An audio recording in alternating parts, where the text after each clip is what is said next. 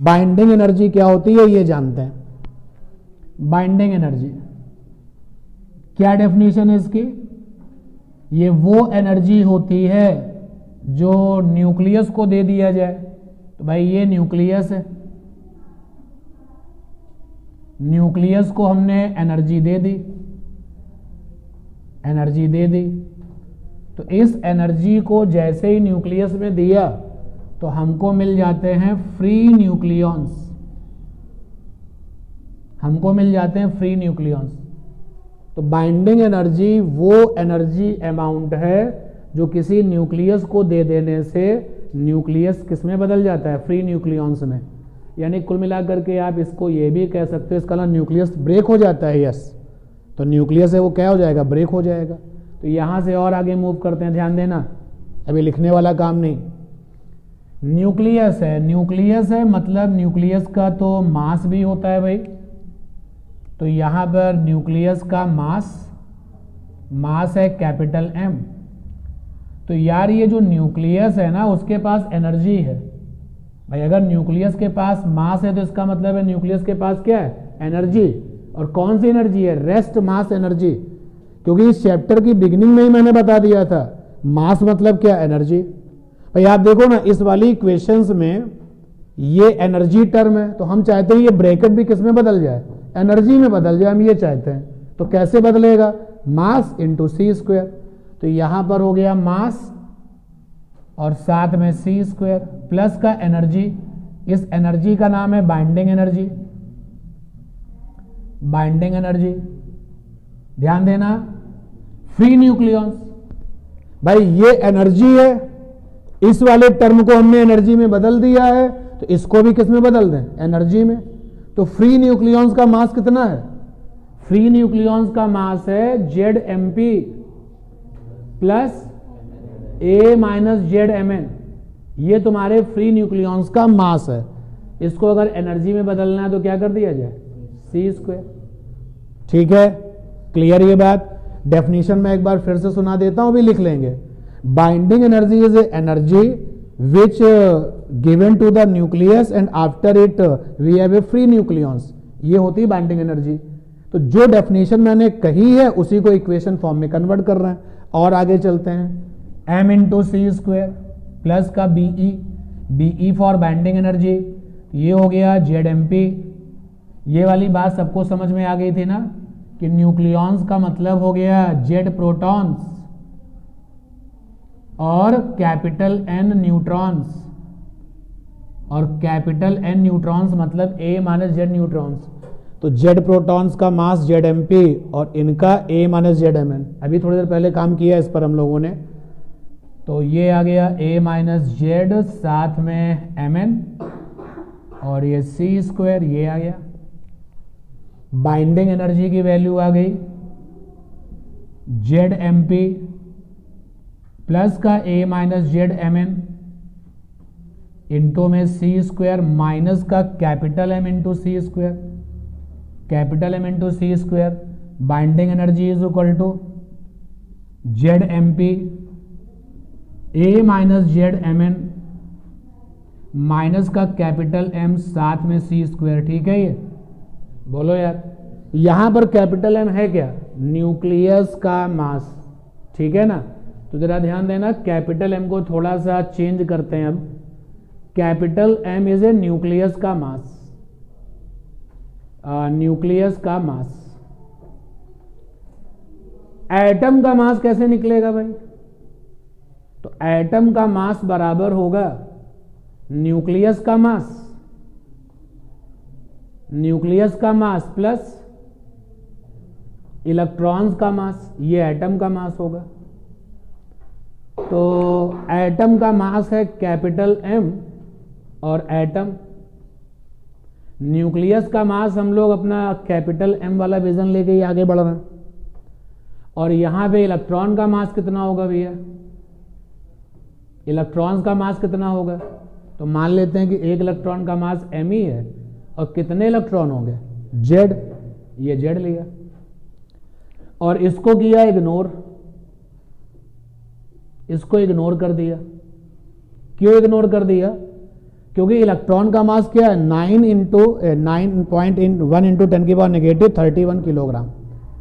तो इलेक्ट्रॉन का मास इतना कम होता है, उधर न्यूक्लियस की डेंसिटी इतनी ज़्यादा है।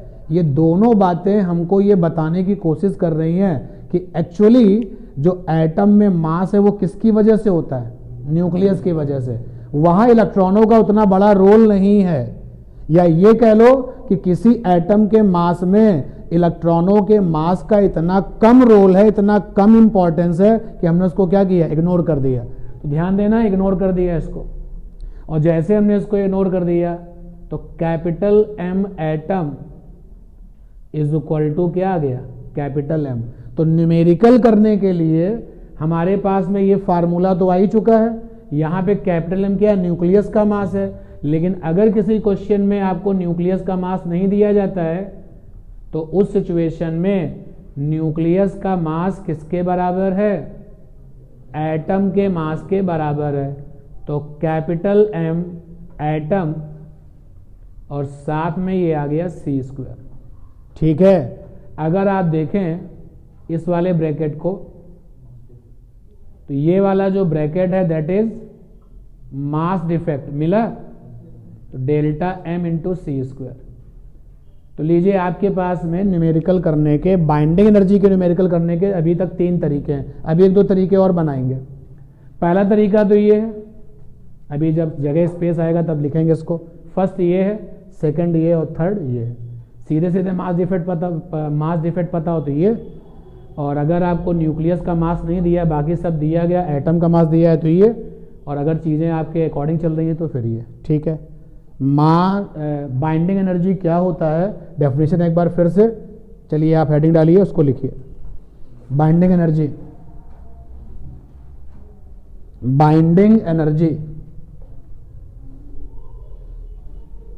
लिखें it is required energy, heading है आपकी binding energy. It is required energy which given to the nucleus, it is required energy which given to the nucleus,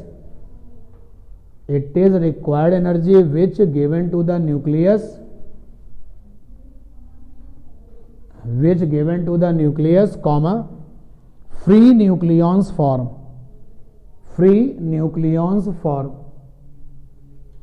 it is required energy given to the nucleus, comma free nucleons form।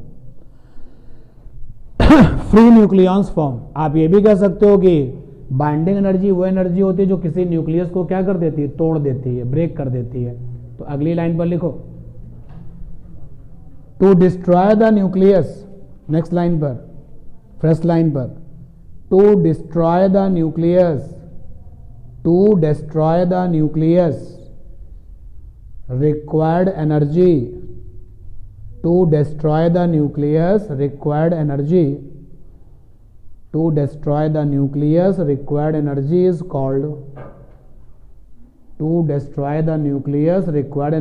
called, binding energy. जितना भी काम board पर है उसको note कर लीजिए।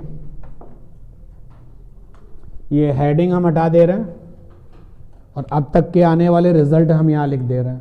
आप जब यहाँ से स्टार्ट करेंगे और यहाँ कंप्लीट करेंगे अंडर द डिस्कशन, ये डिस्कशन भी आपके लिए रहेगा साइड में। तो अब तक के जो रिजल्ट्स हैं, ये रिजल्ट्स लिख रहे हैं फॉर न्यूमेरिकल प्रॉब्लम, कि अगर बाइंडिंग एनर्जी पर कोई न्यूमेरिकल प्रॉब्लम आया तो हमारे पास फार्मूला होने चाहिए। तो देखते हैं कि बाइंडिंग एनर्जी के हमारे पास अब तक कितने फार्मूले हैं।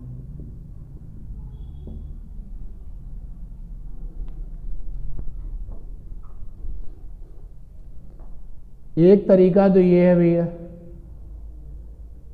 If equation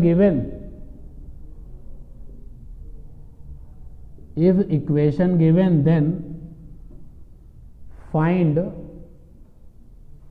binding energy by using simple calculation.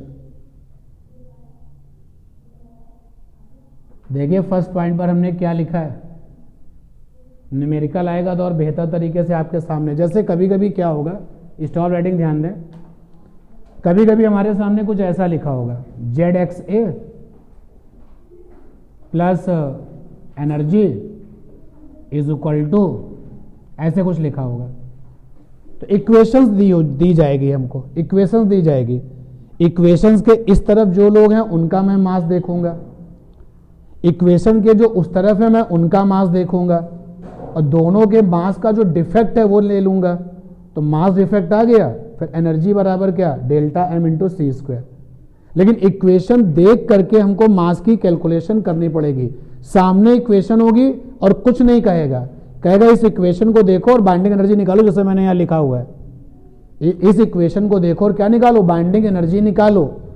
ठीक है, तो इक्वेशन को देख करके बाइंडिंग एनर्जी निकालना।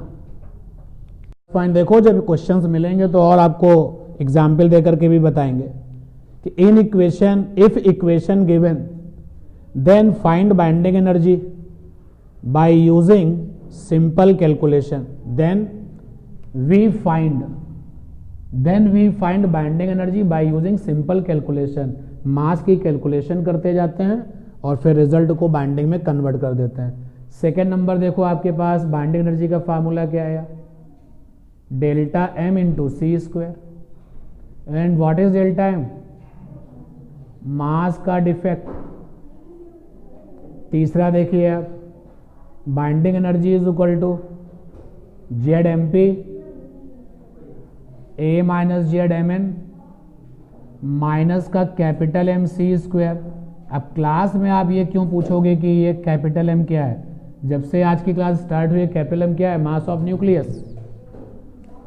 चौथा देखिए, binding energy is equal to Z M P A minus Z M N minus का कैपिटल एम एटम और साथ में ये सी स्क्वायर, ये आ गया। और 5 नंबर पॉइंट देखो, अगर कोई ये डिसाइड कर ले ये सारे के सारे मासेस एएमयू में लिखेंगे, अगर कोई ये डिसीजन ले लिया जाए कि 4 नंबर वाले फार्मूले में, 3 नंबर वाले फार्मूले में हम जो मासेस हैं वो एएमयू में लेंगे, तो जैसे ही तुमने मासेस एएमयू में लिए तो देखो बाइंडिंग एनर्जी बराबर Z M P plus A minus Z M N minus का एम और यहां पे 931 एक और ब्रैकेट लगा दिया और मिलियन इलेक्ट्रॉन वोल्ट। 5वां पॉइंट समझ में आया, नहीं आया? अगर आ गया तो अच्छी बात है, नहीं आया तो मैं बताता हूं। देखो E बराबर होता है m इंटू सी स्क्वायर, होता है ना। अगर हम m की जगह पर 1 AMU लिख दें तो एनर्जी की जगह पे क्या लिखते हैं, 931 MeV, याद है? तो देखो 931 बराबर क्या हो गया, सी स्क्वायर, यानी सी स्क्वायर बराबर क्या हो गया, 931 MeV। लेकिन ये भूल मत जाना कि इसके पीछे एक बाउंडेशन है कि मास किसमें लेना चाहिए, AMU। देखो ध्यान दो इधर, इस वाले ब्रैकेट में सपोज कर लो 10 AMU, तो ये वाला ब्रैकेट भी क्या, AMU, तो ये वाला ब्रैकेट भी क्या, AMU, तो पूरा का पूरा ब्रैकेट क्या हो गया, AMU। मान लो पूरा ब्रैकेट हो गया 50 AMU, पूरा ब्रैकेट क्या हो गया 50 AMU, तो इस पूरे ब्रैकेट का मतलब क्या हो गया 50 AMU सी स्क्वायर, और AMU सी स्क्वायर बराबर कितना होता है 931, तो वही हमने यहां पर काम कर दिया, सी स्क्वायर की जगह पे क्या लिख दिया है 931। और आपके जो कंपटीटर है ना, इस चीज को इतना डिटेल पे नहीं समझते हैं, वो तो ऐसे कहते हैं कि सर अगर हम सी स्क्वायर की जगह पे 931 लिख दें तो इसके पीछे क्या कोई बाउंडेशन है, जहां जहां सी स्क्वायर की जगह पर 931 आप लिखते हो, बाउंडेशन आपके ऊपर यही रहेगी कि जो मासेज हैं वो किसमें होने चाहिए, AMU। ठीक है, 5 पॉइंट्स आपके हो गए, नोट कर लीजिए। अगर आप फार्मूले में सी स्क्वायर हटा देते हो 931 लिख देते हो तो ये वैलिड है आपके लिए, लेकिन मासेस एएमयू में होने चाहिए। All the masses should be in AMU. तो ये पूरा का पूरा जो ब्रैकेट है हमारा मास वाला, ये एएमयू में होगा। और इसी हैबिट को अब हम फ्रीक्वेंटली न्यूमेरिकल में फॉलो करेंगे। तो नेक्स्ट वाली क्लास में हम लोग क्वेश्चंस करेंगे, ज़्यादा न्यूमेरिकल पोर्शन ज़्यादा देखेंगे। कहीं पर भी सी स्क्वायर हटा करके अगर आपको 931 लिखना है या लिख दिया है तो न्यूमेरिकल के लिए लिस्ट 5 पॉइंट्स तक गई है। 5वें पॉइंट पर याद रखिए कि bracket mass should be in AMU. याद रखना सी स्क्वायर की जगह पे 931 अगर तुमने लिख दिया है, 5वें पॉइंट में हमने यही तो कर दिया है, जहाँ सी स्क्वायर है वहाँ पे 931 लिखा हुआ है मैंने। अगर सी स्क्वायर की जगह पे 931 आपने लिखा है तो उस रिजल्ट में जो मासेस हैं वो एएमयू में होंगे, भूल मत जाइएगा ये। और एक 6 नंबर टर्म है, बाइंडिंग एनर्जी आपके पास में आ चुकी है और यहाँ पे न्यूक्लियॉन से डिवाइड कर दिया। न्यूक्लियॉन्स, बाइंडिंग एनर्जी बीई, और टोटल न्यूक्लियॉन्स कैपिटल ए से लिखे जाते थे, तो इसको पढ़ा जाएगा बाइंडिंग एनर्जी पर न्यूक्लियॉन। देख करके आप जो है मत सोचिएगा कुछ अलग सी चीज़ है, दैट इज बाइंडिंग एनर्जी पर न्यूक्लियॉन। नाउ स्टॉप राइटिंग, जरा इस क्वेश्चन को भी देखो आप, स्टॉप राइटिंग, ऑलमोस्ट आप साथ में ही चल रहे हैं। क्वेश्चन है कि एक फ्यूजन रिएक्शन की गई है, फ्यूजन मतलब तोड़ना। तो amount of energy released in the fusion of 1 kg mass. Question कह रहा है कि 1 kg मास था और 1 kg मास का फ्यूजन किया गया। तो आगे ये भी बता रहा है कि इस काम में मास डिफेक्ट जो है 0.3% का है। तो 1 kg मास फ्यूजन टेक प्लेस, फ्यूजन हुआ है और विद मास डिफेक्ट 0.3% ये कहा गया है। तो पूछा गया है कि अगर ऐसा हुआ हो तो बाइंडिंग एनर्जी निकालिए, अमाउंट ऑफ एनर्जी निकालिए। क्वेश्चन में उसने बाइंडिंग एनर्जी टर्म यूज नहीं किया है, बल्कि ये टर्म यूज किया find released energy. Released energy, कितनी एनर्जी रिलीज हुई होगी। तो आप देखो सीधे सीधे आपको मास डिफेक्ट दिया गया है, कौन सा फंडा लगेगा, सेकेंड नंबर। तो आप जानते हो सॉल्व करने पर कि binding energy also called simple energy is equal to है डेल्टा एम सी स्क्वायर। तो डेल्टा एम की वैल्यू कितनी है, 0.3 इंटू 1/100। अरे 1 kg का कितना परसेंट, 0.3%, ये मास डिफेक्ट है। तो डेल्टा एम की वैल्यू यही तो होगी, delta M is equal to हो जाएगा 0.3% ऑफ 1 kg, जिसका मतलब होगा 0.3/100 इंटू 1 और आगे kg। तो पहला वाला ब्रैकेट आपका एसआई में है तो दूसरा वाला भी एसआई में ही रखो। सॉल्व कर लेंगे, कितनी आ जाएगी बाइंडिंग एनर्जी, ये आ जाएगी 3/3 9 16। तो 9 3 27, 10 की पावर 13, आगे कितना जूल हो गया।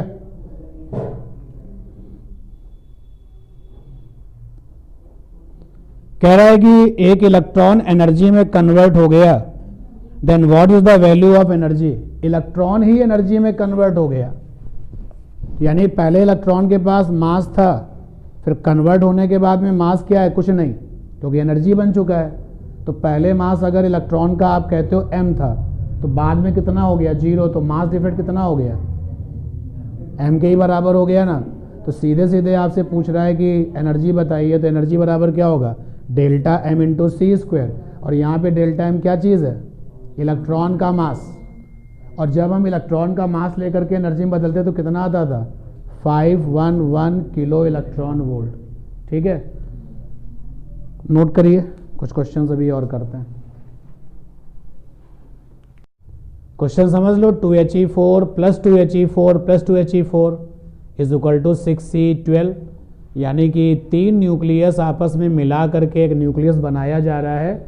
न्यूक्लियस मिलाना मतलब न्यूक्लियॉन्स मिलाना। तो इस काम में एनर्जी जो रिलीज होती है वो चाहिए, उसी को हम लोग बाइंडिंग एनर्जी कहते हैं। इक्वेशन सामने है और रिजल्ट के फर्स्ट पॉइंट में हमने क्या लिखा था कि अगर इक्वेशन सामने है तो एनर्जी का कैलकुलेशन सिंपल कैलकुलेशन से, सिंपल मेथड से करते हैं। तो भैया एलएचएस पार्ट में जो लोग हैं जरा उनका मास देखें। एलएचएस पार्ट मास बोलो कितना है? अरे मास बराबर कितना है? 4 + 4 + 4 AMU। तैयारी नहीं रहती आपकी। जब आप किसी न्यूक्लियस को लिखते हो ZXA ऐसे लिखते हो, तो Z माने क्या? Atomic number. Z माने क्या? प्रोटॉन्स का नंबर। A माने क्या? Mass number. तो अगर ये मास नंबर 12 है, ओके, मास नंबर 12 है, लेकिन अगर तुम इसको एटॉमिक वेट में बदलना चाहते हो, मास में बदलना चाहते हो, तो उसके आगे क्या लगा दो? ग्राम, किलोग्राम और AMU कोई भी लगा सकते हो ना। तो आपके इस हीलियम न्यूक्लियस का मास कितना है? 4 AMU। 4 AMU, ठीक है। और जो ग्राम में जाना चाहेगा वो क्या लिखेगा? 4 ग्राम। वो तो आपकी अपनी मर्जी पर डिपेंड करता है। हम लोग पहले से ही रेडी हैं कि AMU में काउंट करने से कैलकुलेशन आसान हो जाता है। तो LHS वाले हिस्से का जो मास है 448, कितना आ गया? 12 AMU। बोलो, ठीक है। अब जो राइट हैंड साइड है, RHS पार्ट है, जो RHS पार्ट है वो कितना है आपका? मास कितना है? 12 AMU। अरे बोलो भाई, तो डेल्टा एम कितना आया? 0। तो एनर्जी कितनी आ गई? एनर्जी आ गई डेल्टा एम इंटू C²। कितना आ गया? 0। ठीक है, और क्वेश्चन देखते हैं भाई।